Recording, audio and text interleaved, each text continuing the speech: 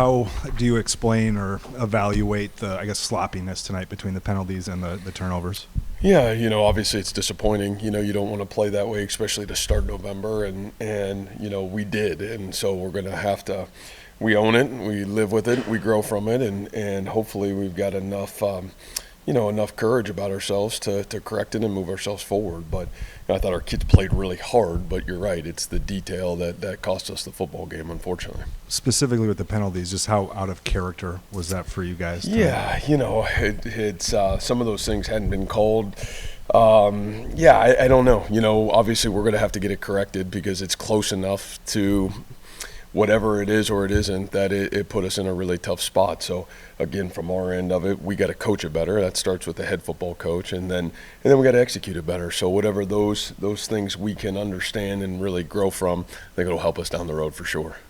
Matt, how good of a spot did you feel you were in when Carson makes the play he does, gets in the end zone, you've got the lead finally, and you're putting the defense back on the field that hadn't really given up much of anything since the first quarter? Yeah, I don't know if I felt, I felt like we just were always trying to find a true rhythm in the game, and I think even at that point, it was great. I mean, what a great play by Carson, and so excited for him. And, unfortunately, you can't celebrate it like you want to with a win, but the reality of it is what a great play by that kid. And, the unfortunate piece of it is we didn't respond, but boy, there were multiple times where our defense did respond. And on the flip side, man, we had chances offensively to really kind of gain some great momentum, and we didn't do it. So the reality, I think that's the moral of the story. We never played the game in the tempo and really the way we needed to play to win the football game. So, and a lot of that falls on, man, the guy sitting up here. It's my responsibility to get us into a great rhythm and play the way we need to play, and I really just couldn't get that done for us tonight.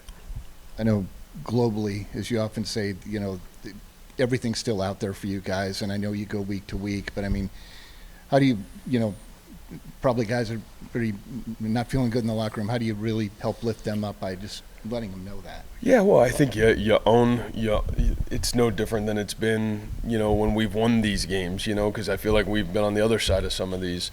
And the reality of it is, it's the same message. It doesn't really change. Like, we'll be defined by who we are after the season ends.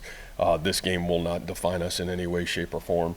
And the reality of it is how we respond to it, and the team we become through it is really what will define the, 2024-23 Iowa State Cyclone football team. So I think this gives us a great chance for the first time to now have to respond to adversity of a loss. What does that look like? How do we grow from it? Man, do we have the same character that I would expect us to have going forward? And we'll see. What a great opportunity to grow. I guess, Matt, some of the sloppiness is those two burn timeouts. Can you maybe offer some clarity into what happened on those situations? Yeah, I'll be honest with you. I think probably even from my end, I would have to go back to it. I would unfairly answer that question right now, and I don't want to. I'll probably have a better answer for that on Tuesday. Hi, Matt. So obviously 2 weeks ago facing UCF, you saw what the rushing offense was able to do, and then obviously today Taj Brooks reached over 100 yards. What kind of was the game plan going into it, trying to defend him, and how you kind of saw it play today? Yeah, I did think we took a really good step in the right direction there. I think some of those rush yards came in, in the last drive, and we're kind of trying to be in and out of defending the clock, using the clock, defending the pass, and giving up some of those. But I thought we took a really good step in the right direction in terms of the run game. We'll have to continue to do a great job of that. It wasn't perfect by any stretch of the imagination, and obviously Taj, I think I said on Tuesday, man, one of the guys that I have the utmost respect for. I think he's one of the great players in this conference, and a lot of praise to him for sure. It was 3rd and 10 before Kyle's 51-yard field goal. Rocco keeper, is that one you guys would like back or just not executed? Yeah, well, we didn't execute it. I think you'd like to have it back. I think more than anything, you're trying to get yourself into. They were in drop 8, which is exactly what we thought they would be in, and we tried to, put ourselves in either a great field goal position, getting the ball centered in the middle of the field, or, man, if you got enough yardage, you were going to put yourself in a 4-down situation to go for it. So probably the execution you would love to have back. I don't think the call is something that I wouldn't debate. Now, maybe by the time we get to Tuesday, would you love to have it back? And obviously it didn't work. So I think anytime you say that, man, you'd love to have it back. But, the theory behind what we were trying to do certainly made sense. On that last defensive possession, people often talk about how sped up offenses can get an offense going in a rhythm. For a defense, how difficult is it to defend when you guys may struggle to get calls in or whatever it may be? Yeah, I know. I don't feel like any of those things happened. I just think the reality of what we were trying to get accomplished is in and out between, our dime package and our base defense. And, I think the reality of it is it's a chess match at the end of that game, and you're trying to put the defense in the best situation to be successful, put the personnel out there that you think will give you the best chance to be successful. And, they made one more play than we were able to defend. But, I thought our kids did a lot of really good things there. Again, I think very similarly, man, our detail and precision was off a little bit. So I'm sure we'll evaluate it. Man, could we have been better? What could we have done better as coaches to put them in the best situation? But, again, I think some of our detail and precision throughout the night wasn't where it needs to be. And ultimately, when it's those things, that's the head coach's responsibility. And, that's something that I'll have to look myself in the mirror and make sure we got a great plan to do that better moving forward.